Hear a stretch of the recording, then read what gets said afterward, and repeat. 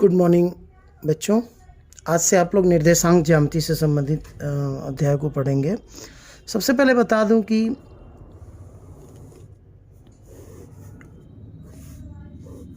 जिस तरह से किसी व्यक्ति का नाम होता है उसी तरह गणित में बिंदु का भी एक नाम होता है। माने प्रत्येक बिंदु जो होता है उसका एक विशेष नाम होता है और प्रत्येक बिंदु के नाम को बताने के लिए हमको उसका भुज और कोटि ज्ञात करना होता है। अर्थात यदि हम किसी बिंदु के भुज और कोटि ज्ञात कर लें तो उस बिंदु का हम नाम बता सकते हैं, अर्थात निर्देशांक बता सकते हैं। ठीक है। अब उस बिंदु को चार कैटेगरी में बांटा गया है। एक होता है वह बिंदु जो प्रथम चतुर्थांश के अंतर्गत आते हैं। कुछ बिंदु ऐसे होते हैं जो द्वितीय चतुर्थांश के अंतर्गत आते हैं, कुछ तीसरे चतुर्थांश के अंतर्गत आते हैं और कुछ चौथे चतुर्थांश के अंतर्गत आते हैं। मतलब एक बिंदु हो सकता है ये यहाँ हो, एक बिंदु हो सकता है यहाँ हो, एक बिंदु यहाँ हो, एक बिंदु यहाँ हो। तो हर एक बिंदु का अपना अपना एक विशेष नाम होता है, अर्थात निर्देशांक होता है। और इसके लिए हमको उस बिंदु के भुज और कोटि ज्ञात करने पड़ते हैं। जब हम भुज और कोटि ज्ञात कर लेते हैं तो समझ लीजिए उस बिंदु का नाम भी हम ज्ञात कर सकते हैं। अब इसमें जो ये बड़ी लाइनें होती हैं इनको हम कहते हैं भुज, अर्थात ये भुज हो गया, जिसको हम एक्स अक्ष भी कहते हैं, अर्थात एक्स एक्स डैश। ठीक है। और ये वाई वाई डैश, अर्थात इसको कहते हैं कोटि। जो खड़ी रेखा होती है कोटि है और जो पड़ी रेखा होती है वो भुज है।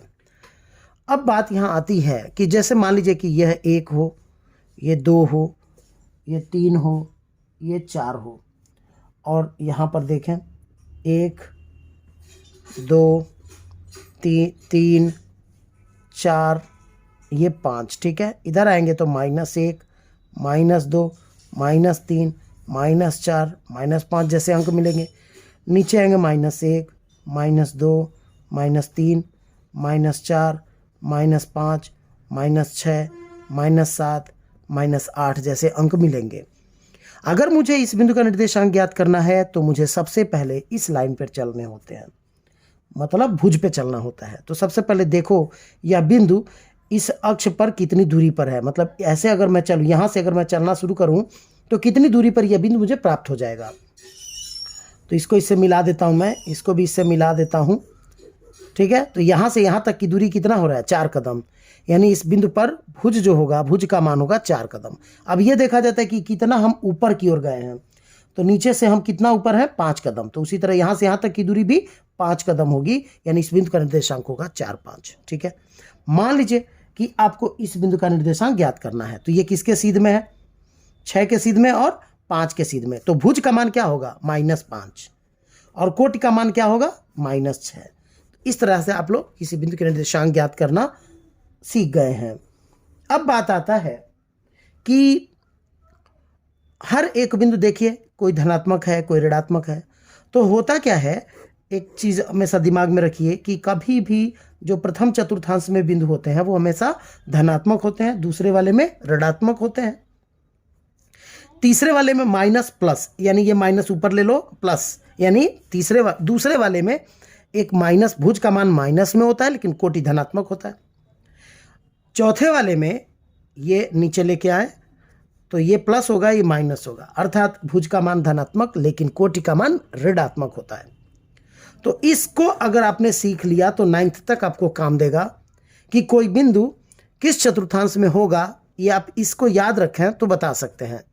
ठीक है। तो सबसे पहले हम इसको बताना चाहेंगे, अभ्यास में आते हैं और अभ्यास के हिसाब से हम लोग आगे बढ़ेंगे तो ज़्यादा बेटर होगा। अब देखिएगा, जैसे मान लो मैं इसी में लिखता हूँ यम, ये देखिए यम है। ठीक है। ये आपका यन है, ये आपका टी है। निर्देशांक लिखते हैं, यहाँ से यहाँ कितनी दूरी पर है, -2 कदम पे है, यानी भुज का मान हो गया -2, और कोटि कितना ऊपर है, 3 कदम, तो -2 3। अब यन का नाम लिखिए, यहाँ से यहाँ तक की दूरी कितनी है, -3, और कितना नीचे है ये, -2 के सीध में है, तो यानी ये -3 2 हो गया। इधर आइए, कितना दूरी पर हम हैं, 4 कदम पे हैं। कितना ऊपर से नीचे की ओर बढ़े हैं, तो -4। तो इस तरह से आप लोग समझ गए होंगे। कह रहे यम एक्स अक्ष के किस दिशा में है। अगर मान लीजिए ये एक्स अक्ष है तो यम जो है इसके इधर है कि इधर है, तो बाएं ओर है, यानी किस दिशा में है, तो यहाँ लिखेंगे ऋण दिशा में। बस इतना ही लिख दीजिए, ऋण दिशा में। यम वाई अक्ष पर लंब पाद की मूल बिंदु से दूरी, जब ये दूरी पूछेगा ना तो आप इस वाई अक्ष पर ध्यान दीजिएगा। यम का वाई अक्ष देखिए, यहाँ से यहाँ कितनी दूरी पर है, वाई अक्ष पर 3 कदम दूरी पर है, यानी यहाँ 3 लिख देंगे। उसी तरह यन वाई अक्ष के दिशा में स्थित है। जो यन है, यन देखिए कहाँ पे है, ये रहा। वाई अक्ष के किस दिशा में है, मतलब ये वाई अक्ष है तो यहाँ से ऊपर है कि नीचे है, नीचे की ओर है, यानी किस दिशा में है, ऋण दिशा में है। ठीक है। इसी प्रकार वाई अक्ष, यन से वाई अक्ष पर लंब पाद से मूल बिंदु से दूरी, तो वाई अक्ष पर यन की दूरी कितना है, -2 है। ठीक है। आप आंसर शीट मिला सकते हो, आंसर शीट में भी ये दिया होगा। ये कितना दिया है, चौथा है ना, तीसरे का लास्ट वाला, तो तीसरे का लास्ट वाला 2 आया है, देखिए। ठीक है। तो कहने का मतलब आपको थोड़ा सा पूछा है तो उसको आप लोगों को समझना है। बिंदु टी चतुर्थांश में है। टी देखिए, पहला चतुर्थांश ये हो गया, दूसरा ये हो गया, तीसरा ये हो गया, चौथा ये हो गया। ये लाइन खींचा है ना, देखिए ये लाइन खींचा हुआ है।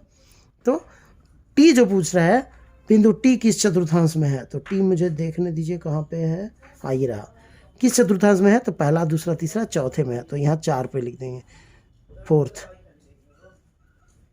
ठीक है।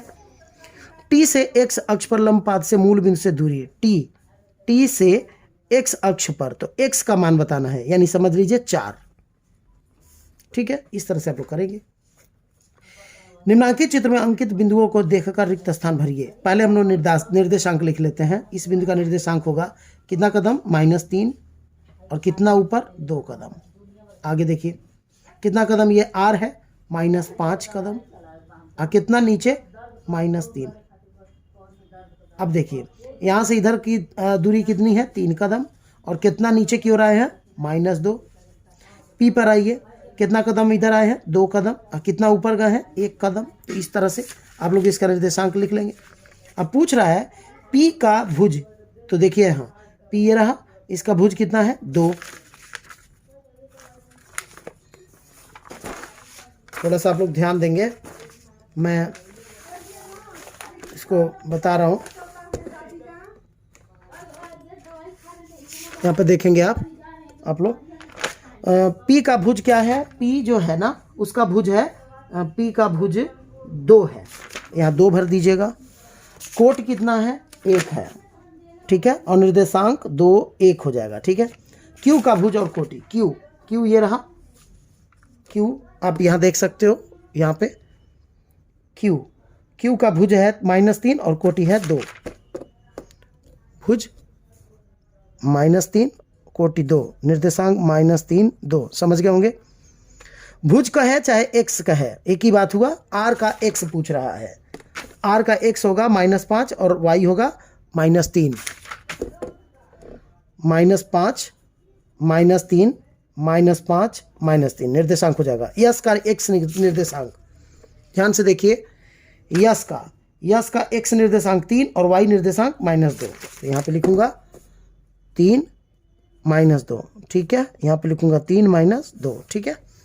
अब कह रहा है कि बिंदु किन किन चतुर्थांशों में स्थित है। तो आपको मैंने कल बताया था कि, नहीं कल नहीं, आज ही बताया मैंने कि ये धनात्मक होता है, इसमें ऋण चलता है, इसमें ऋण और धन होता है, और इसमें धन और ऋण होता है। ये पहला चतुर्थांश, ये दूसरा, ये तीसरा और ये चौथा। इस तरह से कोई भी बिंदु 4 चतुर्थांशों में बटी होती है। अब बात आता है, ये देखिए ऋण, ये भी देखिए ऋण, तो ऋण और ऋण किस चतुर्थांश में जाएगा, तीसरे में, तो यानी ये तीसरे में आएगा। इसका आंसर 3 लिख दीजिएगा, चतुर्थांश 3 आंसर हो जाएगा ये। ठीक है। अब देखिए -5, 7, तो एक माइनस है एक प्लस है, किस में जाएगा, माइनस प्लस, तो दूसरे में जाएगा। ठीक है। ये आंसर हो गया। फिर देखिए 2 - 3, 10, एक प्लस एक माइनस है, तो प्लस माइनस किस में जाएगा, चौथे में, यानी इसका आंसर क्या होगा, 4 होगा। इसी तरह यहाँ देखिए 5, 9 दोनों धन है, पहले में जाएगा। एक ऋण एक धन है, तो ऋण और धन किस में आता है? दूसरे में। आंसर हो जाएगा। माइनस माइनस, माइनस माइनस दोनों है, तो ये किस में जाएगा? तीसरे में। तो इस तरह से आप लोग चाहें तो कोई बहुत कठिन चीज़ नहीं है, इसको मैंने बता दिया है, आप लोग अपने मन से कर लेंगे। ठीक है। अब कह रहे हैं निम्नलिखित बिंदुओं को ग्राफ पेपर पर अंकित कीजिए। ध्यान रहे कि ग्राफ पेपर मिलेगा तो भी ठीक, अगर नहीं मिलता है तो क्या करेंगे आप? परीक्षा में तो मान लीजिए अगर ग्राफ पेपर नहीं मिलेगा तो क्या करेंगे आप? कैसे